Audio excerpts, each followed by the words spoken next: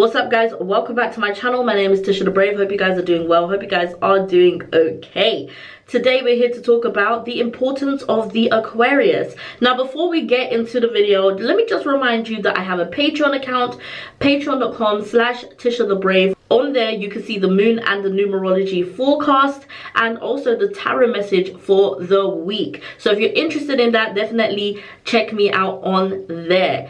Also, I do have my own services, which will be right here, okay? If you're interested in any of those, tishathebrave@gmail.com, email me, okay? And then we can get to talking about what you want. So, like I said, today we are talking about the importance of the Aquarius. As always, I have notes, so pardon me if I'm looking down, okay? The Aquarius is the 11th zodiac sign, and it is represented by the water bearer. So its old planet ruler is actually Saturn, which is the same as the Capricorn, and it represents the themes of discipline, responsibility, endurance, ambition, and hard work. The new modern planet ruler is Uranus, which represents uniqueness, freedom, and invention. So you can definitely see those themes as well coming across the Aquarius, as well as friendships, individuality, invention, freedom, and humanity. So you should check where your Saturn placement is, check where your Uranus placement is, and also check what planets are in Aquarius if you're interested in understanding your Aquarius placement, okay? So to understand the Aquarius and the importance, we should definitely look into the mythology of the Aquarius constellation. So I like to use the Greek mythology for this because I think it matches the Western astrology very well. There are two Aquarius stories, and these will help you understand what the Aquarius is all about and also why the themes are the themes. So the first story we're going to look into is the one about Ganymede, okay? So Hebe, the goddess of youth, was the daughter of Zeus and Hera, and she was the deity connected to housework. One of the jobs was to be the cupbearer at the banquets on Mount Olympus, where she basically served the nectar of immortality to the gods. So one day, she had a little clumsy accident, and she dropped all the sacred nectar, and all the gods ended up like laughing at her and making fun of her. Zeus, on the other hand, was not happy. Obviously, this is his daughter as well, and decided to take the cupbearer role away from her completely. Now, Zeus's wife Hera was real jealous of his mistresses, so she said, listen, none of your mistresses is gonna be the new cupbearer, so you better not even look in that direction, okay? Because ain't nobody gonna be serving you like that. So Zeus started looking down at the humans and was like, let me try and look for a man. Now he spotted Ganymede, who was the prince of Troy, and he was like tending to the royal flock, doing his thing as usual. But Ganymede was like super duper duper beautiful, and Zeus was like, listen, someone that beautiful does not deserve to be amongst these humans. We should take him upstairs to Mount Olympus, you know, all the way up there. In some legends, Zeus turns into an eagle. In some legends, Zeus summons the eagle. Regardless, an eagle took away Ganymede and literally flew him to Mount Olympus, okay? Now, Zeus presented him as the substitute for banqueting duties instead of Hebe. And, you know, the gods loved him. They seemed pleased. He was like a good-looking dude, but also he was a good person too, apparently. So Ganymede also drank the nectar of immortality, which allowed him to retain his beautiful form and to be immortal forever. So every god was pleased with Ganymede's service except for Hera, okay, which is Zeus's wife, because she was jealous of her husband and Ganymede's, you know, relationship. Now, Zeus, you know, known to be a slut, so, you know, a lot of people were just like, is this a sexual relationship? Is this a platonic relationship? You know, a lot of people think about that, but they just said that they were very close, so we can assume it could have been like a friendship or whatever. Anyway, meanwhile on Earth, Ganymede's parents were really upset about the fact that they lost their son. So Zeus created the constellation of Aquarius in the sky to honor him as the water bearer. From the first story, we can see some of the themes of the Aquarius, of course. So the first one being uniqueness, okay? Like Ganymede stood out to Zeus because he was unique and beautiful. And one of the things that Aquarius is unknown to be are the weirdos. They very much stand alone. And if you are an Aquarius sun, moon, or rising, like you can definitely You can see that in the way that you think, the way that you dress, the way that you come across. It's very unique, and you have these very like different points of perspective, you know. And then the other thing was serving others, aka humanitarianism. Like, the water bearer was there to serve other people. Aquarius are those people that flipping like protest in the street for change. Like, they're the ones that talk about the issues that a lot of people don't want to talk about. They see things about other people that a lot of people do not see. Some people miss some of the things that Aquarius sees, okay? So that was very on cue for that. Then the other thing is freedom. Now, freedom in this, because I know a lot of people are like, but like Ganymede was taken to be like a servant, but he also drank the immortality liquor, like the nectar. Nectar. He drank the nectar. And let me tell you something. If you're living for a long time, a lot of things are going to become boring to you. So you're going to start adventuring. You're going to start doing things. You're going to start. So when I saw that he drank the nectar, I was like, yeah, it makes sense. Aquariuses would drink of the immortality thing to like literally experience life in no other way. I don't think, like, between Aquarius and Sagittarius, you guys really milk life. Like, you guys take life to the extreme, okay? And because you only have one life, and for you guys, you want to live it for real, like to the fullest, okay?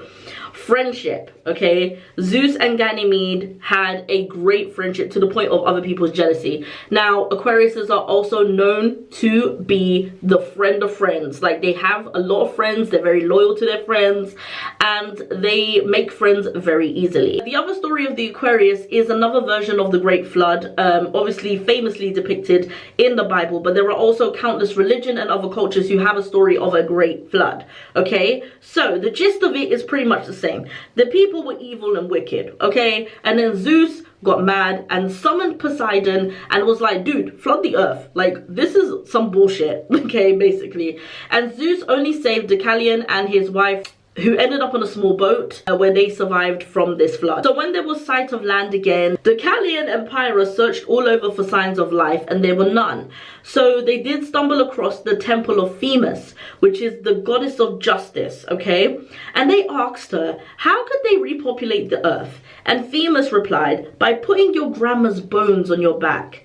And, you know, she was talking in riddles. What she actually meant was she was talking about Mother Gaia, okay? Earth. So they put rocks on their back and then they threw them and turned them into humans. And that is how they repopulated the earth. Uniqueness comes up again because Deucalion and his wife, they were set apart from everybody else. And of course, they were the only ones that were saved. Humanitarianism comes in again, okay? Wanting for others to be around and being concerned about humanity and how they're going to repopulate the earth. Then creation and invention, okay? Now this is where we talk about the Aquarius being the inventive, being the original, being the creators, okay? They are people who are like scientists and stuff like that who work in there. Also, Aquariuses always have to make the hard decision about humanity as well. Aquariuses are the type of people where they'll be like, we have to save the majority and maybe kill off the minority. They make real tough decisions like that maybe water signs couldn't do. Do you know what I'm saying? Like, you really have your way of thinking, your structured way of thinking, because other signs can't do that shit, but you probably could. Also, I want to note that Deucalion means sweet new wine. New wine. Sweet new wine. Okay? Again, looking for pleasure, looking for experience, looking for, you know, those are the themes of the Aquarius, darling. You will often find Aquariuses to be inventors, scientists, into technology, protesting for change, or in the fashion industry, or in the art scene, presenting their uniqueness, okay? The reason that the Aquarius is so important to the other zodiac signs and why it's in your chart is because the Aquarius teaches us to embrace our own unique qualities and to think outside the box and to think of humanity as a whole, and also to encourage us to try something new. A lot of us do not like to try something new. I am one of them, okay? I hold up my hands. I have control issues. And Aquarius is the complete opposite. They are out of control. And I say that with a pinch of salt because you could be an Aquarius with like a, I don't know, like a Cancer rising, for example. So your need for control might be a little bit more concerning to you. But a typical Aquarius is somebody who doesn't care about the small details. They just want to fucking go. They want to do their own thing. So here is where some of your problems may lie. Some of you may have reckless behavior. And you might do things that can end you up in hospital or jail or other, okay, or rehab or some shit. Honestly, honest to God, oh my God. Okay, and I know Aquariuses. I got a few of my family. I know I got a few of them as my friends. I know. Some of you can make really heartless decisions, not thinking about other people, thinking about yourselves. Some of you may have issues in your friendships. No, scratch that. If you are an Aquarius in your top 3, you will have issues in your friendships. Just inevitable. And the reason is because that is the place that you're going to learn from if it's in your top 3. The same way me as a Pisces will learn through spirituality, okay? And be wise with your friendships, because literally you guys are loyal. Sometimes you're loyal to people that you don't even care about anymore. You don't even like them anymore, but because they're your friends for a long time, cut them off, for goodness sake. Cut them off.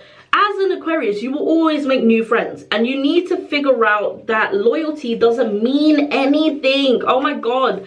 Get loyalty out of your head, because there are dogs that are loyal to bad owners. There are people who are in abusive relationships because they love them, or because they've known them, or because they're used to them. Stick by these people. You don't have to stick by people. You Aquarius will always make new friends. The other thing is your nervous system. Your nervous system, your anxiety, it's through the roof, darling. So you need to really work on that. It will come up through your shins and your ankles. Your root chakra is very important. You need to ground yourself. You need to know who you are. You need to know what your beliefs are, so that when you are going to do something reckless, before you do anything reckless, you might think, how is this going to affect me spiritually, mentally, physically? Is this going to affect other people? You need to stop and think and be grounded. What is your belief system? Your belief system has to be your #1 thing that saves you from having the worst incident of, potentially the worst incident of your life. Wear your red, eat your red fruit, eat your red foods, do root chakra meditations. There's plenty on YouTube, okay? If you are interested in working with crystals or meditating with some crystals, you got Amazonite, Adventurine, clear quartz, and lapis lazuli, which will help you with your nervous system. My name is TishaTheBrave. Thank you guys for watching. If you learned anything about yourself, put it down in the comment section down below. If you like this content, please subscribe to my channel, and don't forget to press that like button and share with the rest of the world. Share this with an Aquarius friend, okay? Because maybe they need to hear this message, okay? I love you guys lots. Thank you for watching. Bye bye bye.